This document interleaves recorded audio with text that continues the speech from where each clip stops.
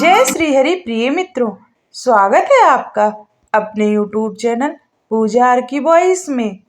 कार्तिक पूर्णिमा की आप सभी को हार्दिक शुभकामनाएं। कार्तिक पूर्णिमा की व्रत कथा, इसका पाठ करने से भगवान शिव, भगवान विष्णु और माता लक्ष्मी की मिलेगी विशेष कृपा। कार्तिक पूर्णिमा आज यानी 15 नवंबर को है।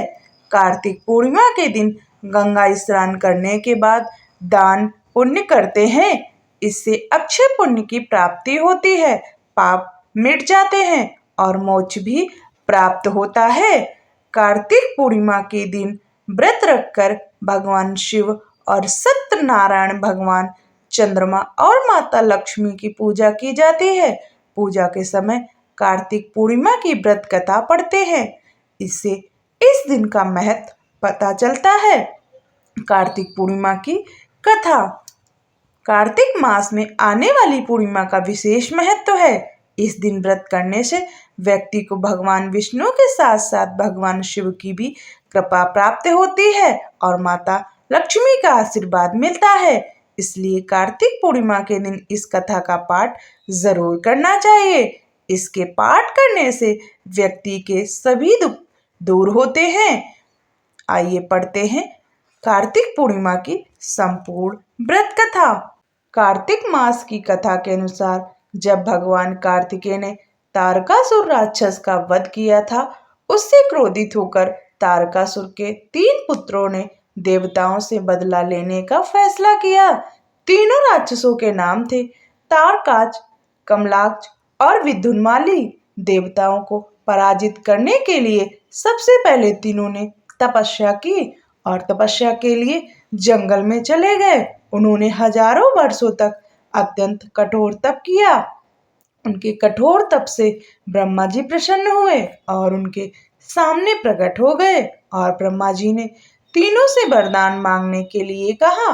तीनों ने कहा, ब्रह्मा जी, हमने आपको प्रसन्न करने के लिए कठोर तप किया है, आप हमें अमरता का वरदान दिए।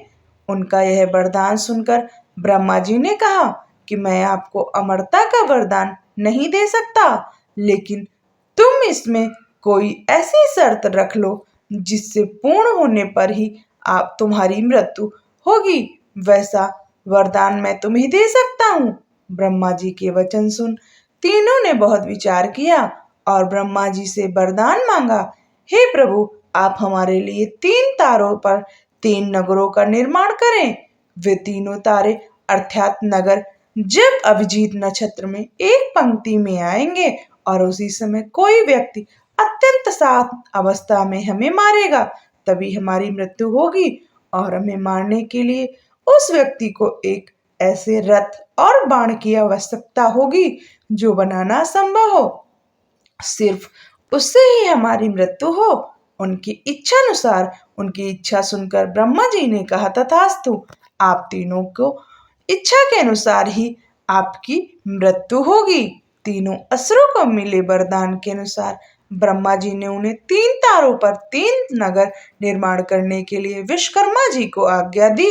विश्वकर्मा जी ने तारकाच के लिए स्वर्णपुरी, कमलाक्ष के लिए रजतपुरी और विद्युन्माली के लिए लौहपुरी का निर्माण कर दिया।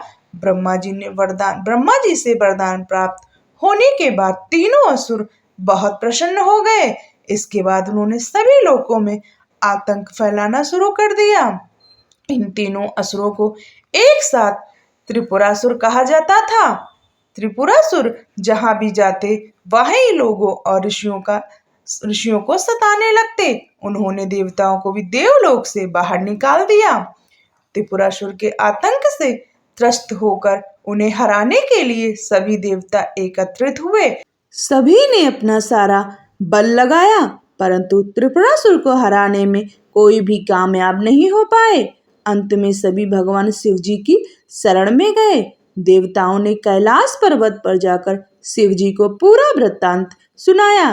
तब भगवान शंकर ने कहा कि आप सभी देवता मिलकर प्रयास करें। देवताओं ने कहा कि हे प्रभु, हम सभी ने मिलकर त्रिपुरासुर का वध करने का प्रयास किया, लेकिन हम कुछ नहीं कर पाए।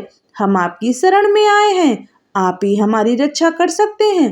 तब शिव जी ने कहा कि मैं अपना आधा बल तुम्हें देता हूँ, इस बल की सहायता से प्रयास करके देखो। शिव जी ने अपना आधा बल देवताओं को दिया, लेकिन देवता शिव जी का आधा बल सहन ही नहीं कर पाए।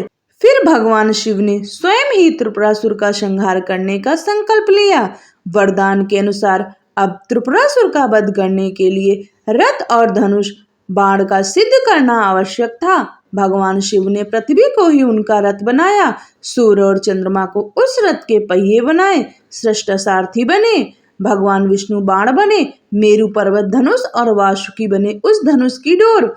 सभी देवताओं ने अपने अपने बल से वह रथ संभाल लिया। इस प्रकार असंभव रथ बनकर तैयार सिद्ध हो गया। लेकिन जैसे ही भगवान शिव जी उस रथ पर सवार हुए, उनकी शक्ति के कारण वह रथ डगमगाने लगा।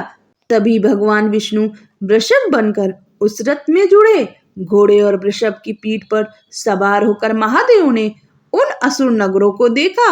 अपने धनुष पर बाण रख उन्होंने पाशुपत अस्त्र का संधान किया और तीनों नगरों को एक पंक्ति में आने का आदेश दिया। अभिजीत नक्षत्र में तीनों नगर एक पंक्ति में आते ही भगवान शिव जी ने अपने बाण से तीनों नगरों को जलाकर भस्म कर दिया। इसमें तीनों असुरों का अंत भी हो गया। जिस दिन तीनों असुरों का वध हुआ उस दिन कार्तिक मास की पूर्णिमा थी।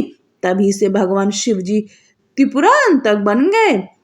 त्रिपुरांतक का अर्थ है तीनों पुरों का अर्थात नगरों का अंत करने वाले। भगवान विष्णु ने ही भगवान शिव को यह नाम दिया था। त्रिपुरारी का नाम दिया गया। जिस दिन यह सब हुआ वह कार्तिक पूर्णिमा का दिन था। तभी से कार्तिक पूर्णिमा के दिन भगवान शिव की पूजा की जाने लगी। कार्तिक पूर्णिमा के दिन इस कथा का पाठ करने से महादेव की कृपा प्राप्त होती है। साथ ही जो व्यक्ति कार्तिक पूर्णिमा के दिन लक्ष्मी माँ की पूजा करते हैं और इस कथा का पाठ करते हैं, उसे धन धान्य की प्राप्ति होती है, सुख समृद्धि मिलती है और भगवान विष्णु, भगवान शिव और माता लक्ष्मी का आशीर्वाद सदैव उन पर बना रहता है। जय श्री हरि।